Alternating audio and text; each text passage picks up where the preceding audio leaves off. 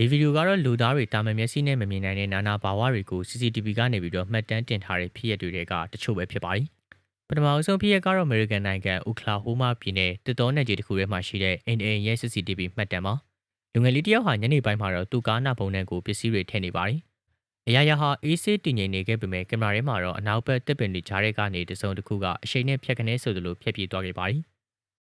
Ryan ကိုရန်ကလည်းအဲ့ဒီအခိုက်အတန့်မှာဘာအတမ်းမှကိုမကြားရတယ်လို့ဘာကူမှလည်းမမြင်ခဲ့ရပါဘူး။နောက်မှ CCTV ဗီဒီယိုကိုပြန်ကြည့်တဲ့အခါမှာအဲ့ဒီမမြင်အပ်တဲ့အရာကြီးကသူ့နားထိကိုရောက်နေတာကိုပါသိလိုက်ရပါတယ်။ဒုတိယဖြစ်ကတော့အိမ်ပြန်ရောက်ချိန်မှာခွေးတွေကကြောက်လန့်နေတာကြောင့်မလို့ CCTV ပြန်ကြည့်မိတဲ့မျိုးသားတစ်ယောက်ရဲ့ဖြစ်ရပါ။ CCTV ထဲမှာတော့ခွေးတွေကရုတ်တရက်ဆိုသလိုကြောက်လန့်ပြီးတော့မဟောင်ခင်စက္ကန့်ပိုင်းအလိုမှာကင်မရာထဲမှာ high ဆိုတဲ့အတန်တစ်ခုထွက်ပေါ်လာပါတယ်။အဲ့ဒီအတန်ထွက်လာပြီးတော့တာနဲ့ဗီဒီယိုတကားဟာအလိုလိုပွင့်သွားခဲ့တာပါ။အိမ်ထဲမှာတော့မမြင်ရတဲ့ဧည့်သည်တရားရောက်နေပြီဆိုတာကိုသတိပေးလိုက်ပုံရှာပါတယ်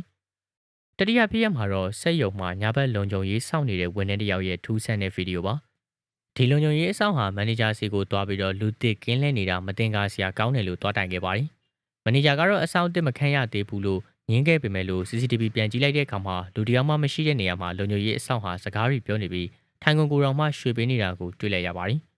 ပို့ပြီးတော့ကြောက်စရာကောင်းတာကထိုင်ကုန်ရွှေလိုက်တဲ့အချိန်မှာပဲမဲမဲမမောင်အရေးကြီးတစ်ခုကထိုင်ကုန်စီကိုတိုးကပ်လာခဲ့တာပါ။စတိုတာများဖြစ်ရကတော့ကာဇက်စတန်နိုင်ငံကပြတိုက်တစ်ခုထဲမှာည9နာရီဝန်းကျင်လောက်ကရိုက်ကူးမိခဲ့တဲ့ CCTV ဗီဒီယိုပါ။ပြတိုက်လုံခြုံရေးဝန်ထမ်းတွေကစောင့်ကြည့်ရေးကင်မရာတွေကိုစောင့်ကြည့်နေတော့မှပဲပိတ်ထားတဲ့ပြတိုက်ကြီးထဲမှာအဖြူရောင်ဝန်းကျင်တစ်ကောင်ဟာအေးအေးဆေးဆေးလမ်းလျှောက်နေတာကိုတွေ့လိုက်ရပါတယ်။ပြည်စမာများဖြစ်ရကတော့ရေကူးကန်ဘေးမှာထိုင်နေတဲ့ဇနီးမောင်နှံ2ဦးရဲ့ CCTV မှတ်တယ်ပါ။သူတို့နှစ်ယောက်ရေကူးကန်ဘေးနားမှာအေးဆေးထိုင်နေတော့ထူးဆန်းတဲ့အတန်တစ်ခုကိုကြားလိုက်ရပါတယ်။အဲ့ဒီအတန်ကိုကြားလိုက်ရပြီးတော့စက္ကန့်ပိုင်းလေးအတွင်းမှာပဲအမျိုးသမီးဖြစ်တဲ့သူက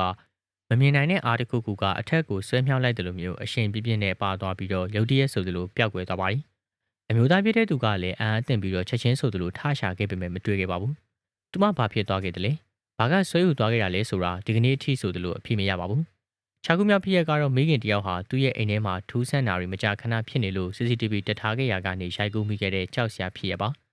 ကလေးမလေးအိပ်ပျော်နေတဲ့အချိန်မှာပဲမမြင်ရတဲ့အရာတစ်ခုဟာကလေးရဲ့ဆောင်ကိုမတိမတာဆွဲယူဖို့ကြိုးစားနေပါတယ်။နောက်တစ်ချိန်မှာတော့ကလေးမလေးအိယာပေါ်မှာစော်ကစားနေတော့အခန်းနောက်ကနေမဲမဲမမောင်လက်မဲကြီးတစ်ခုကကလေးစီကိုလှမ်းပြီးတော့ဆွဲယူဖို့ကြိုးစားခဲ့ပါတယ်။ကလေးမလေးကလည်းကြောက်ရွံ့တကြားနဲ့ကိုစူးစူးဝါးဝါငိုယူပါတယ်။မိခင်ဖြစ်တဲ့သူကလည်းဗီဒီယိုကိုပြန်ကြည့်ပြီးသွားတဲ့နောက်မှာကလေးတွေရဲ့ဘေးအန္တရာယ်အတွက်ကိုစိုးရင်ပြီးတော့အိမ်ပြောင်းဖို့အထီကိုစဉ်းစားခဲ့ရပါတယ်။ဒါကြောင့်မလို့လေမိတ်ဆွေတို့ရဲ့ကလေးလေးကအခန်းထဲကအရာတစ်ခုခုကိုကြောက်တယ်လို့ပြောလိုက်ရင်ရဲစရာလို့မထင်လိုက်ပါနဲ့။ခုနကမြောက်ဖြစ်ရကတော့လမ်းဘေး CCTV ကင်မရာတစ်လုံးမှာရိုက်ကူးမိခဲ့တဲ့တရေတကောင်အကြောင်းပါ။ညာဘက်မှာလမ်းမပေါ်ကကင်မရာရှိကနေအမဲရောင်ရာတစ်ခုကလေထဲမှာပြန်တန်းသွားခဲ့ပါတယ်။တချို့ကတော့ plastic အိတ်ဒါမှမဟုတ်ရင်အဝတ်စားတစ်ခုခုလေထဲမှာလွင့်ပါလာတာဆိုပြီးတော့ညင်းဆန်ကြပေမဲ့ဗီဒီယိုကိုတေချာလေးကြည့်လိုက်မယ်ဆိုရင်အနာကတစ်ပင်တွေဟာလှုပ်တာမလှုပ်ရှားပါဘူး။ဒါကြောင့်မလို့အဲ့ဒီအရာဟာလေတိုက်လို့လွင့်လာတာမဟုတ်ဘဲနဲ့သူ့ဘာသူပြန်တန်းနေတာဖြစ်ပါတယ်။ကျွန်တော်တို့မမြင်နိုင်တဲ့အမှောင်တွေထဲမှာဘာတွေများရှိနေမလဲဆိုတာ CCTV ကင်မရာတစ်လုံးကပဲအမှန်တိုင်းသက်သေပြနိုင်မယ်လို့ကျွန်တော်ကတော့ထင်ပါတယ်။မိတ်ဆွေတို့ကရောဘယ်လိုထင်မိသလဲကွန်မန့်မှာဆွေးနွေးပေးခဲ့ကြပါဦး။ဒီကနေ့ M9 မြန်မာတင်ဆက်မှုလေးကတော့ဒီလောက်ပါပဲ။နောက်ထပ်ဗီဒီယိုတွေမှာပြန်တွေ့ကြပါမယ်။